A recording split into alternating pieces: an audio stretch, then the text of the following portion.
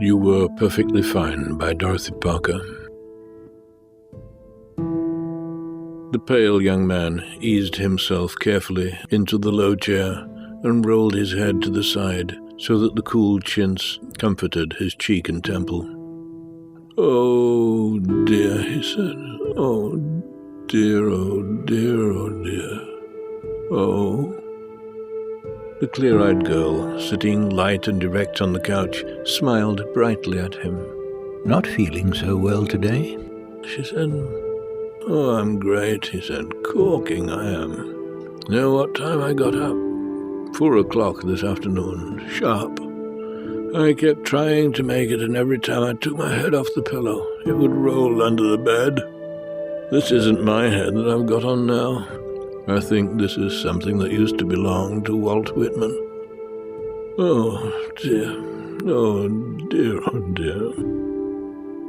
"Do you think maybe a drink will make you feel better?" she said. "The hair of the mastiff that bit me," he said. "Oh, no thank you. Please never speak of anything like that again. I'm through. I'm all through. Look at that hand, steady as a hummingbird. Tell me, was I very terrible last night?" "Oh, goodness," she said. "Everybody was feeling pretty high. You were all right." "Yeah," he said. "I must have been dandy.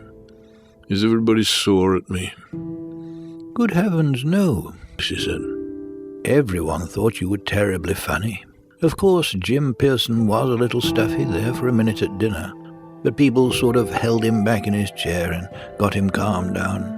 I don't think anybody at the other tables noticed at all. Hardly anybody."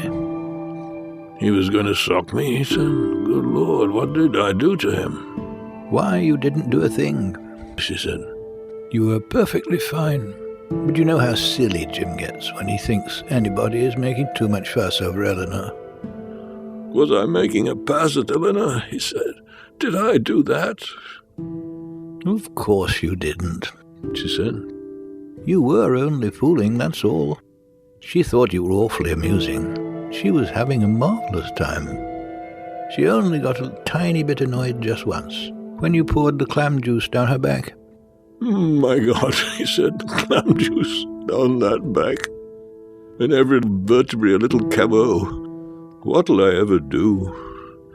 "Oh, she'll be all right," she said. "Just send her some flowers or something. Don't worry about it. It isn't anything."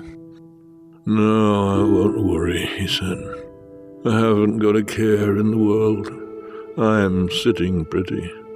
Oh dear, oh dear. Did I do any other fascinating tricks at dinner?" "You were fine," she said. "Don't be so foolish about it.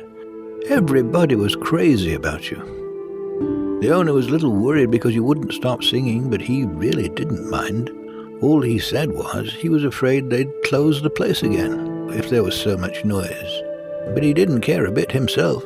I think he loved seeing you were having such a good time. Oh, you were singing away there for about an hour. It wasn't so terribly loud at all." "So I sang," he said. "That must have been a treat. I sang." "Don't you remember?" she said. "You sang one song after another. Everybody in the place was listening. They loved it. Only you kept insisting that you wanted to sing some song about some kind of fusiliers or other. And everybody kept shushing you, and you keep trying to start it again. You were wonderful. We were all trying to make you stop singing for a minute and eat something, but you wouldn't hear of it. My, you were funny." "Didn't I eat any dinner?" he said. "Oh, not a thing," she said. "Every time the waiter would offer you something, you'd give it right back to him because you said he was your long-lost brother, changed in the cradle by a gypsy band, and that anything you had was his. You had him simply roaring at you." "I bet I did," he said. "I bet I was comical. Society's pet I must have been. What happened then, after my overwhelming success with the waiter?" "Why, nothing much," she said. "You took a sort of dislike to some old man with white hair sitting across the room, because you didn't like his necktie, and you wanted to tell him about it. But we got you out before he got really mad." "Oh, we got out," he said. "Did I walk?"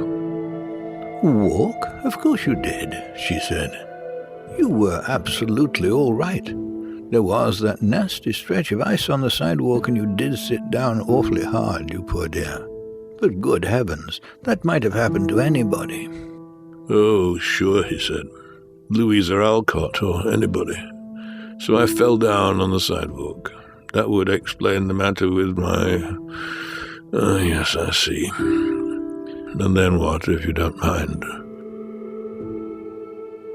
"Ah, now, Peter," she said, "you can't sit there and say you don't remember what happened after that. I did think maybe you were just a little tight at dinner, but... Oh, you were perfectly all right, and all that. But I did know you were feeling pretty gay. But you were so serious from the time you fell down. I never knew you to be that way. Don't you know how you told me I had never seen your real self before?" "Oh, Peter, I just couldn't bear it. If you didn't remember that lovely long ride we took together in the taxi. Please, you do remember that, don't you? It would simply kill me if you didn't." "Oh, yes," he said. Riding in the taxi. Oh, yes, sure. Pretty long ride, "Round and round the park," she said. "Oh, and the trees were shining in the moonlight, and you said you never knew before that you really had a soul." "Yes," he said. "I said that. That was me." "You said such lovely things," she said, "and I'd never known all this time how you'd been feeling about me. And I'd never dared to let you see how I felt about you. And then, last night, oh..." "Peter, dear, I think the taxi ride was the most important thing that ever happened to us in our lives." "Yes," he said. "I guess it must have been." "And we're going to be so happy," she said. "Oh, I just want to tell everybody. But I don't know. I think maybe it would be sweeter to keep it all to ourselves." "I think it would be," he said. "Isn't it lovely?" she said. "Yes," he said. "Great." "Lovely," she said. "Look here," he said. "Do you mind if I have a drink? I mean, just medicinally. Do know. I'm off the stuff for life, so help me, and I think I feel a collapse coming on." "Oh, I think it would do you good," she said. "You poor boy, it's a shame you feel so awful. I'll go make you a whiskey and soda." "Honestly," he said, "I don't know how you could ever want to speak to me again after I made such a fool of myself last night. I think I better go and join a monastery in Tibet." "You crazy idiot," she said. "As if I could ever let you go away now. Stop talking like that. You were perfectly fine." She jumped up from the couch, kissed him quickly on the forehead, and ran out of the room.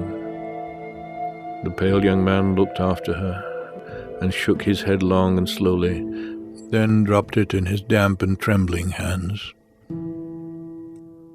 "Oh, dear," he said.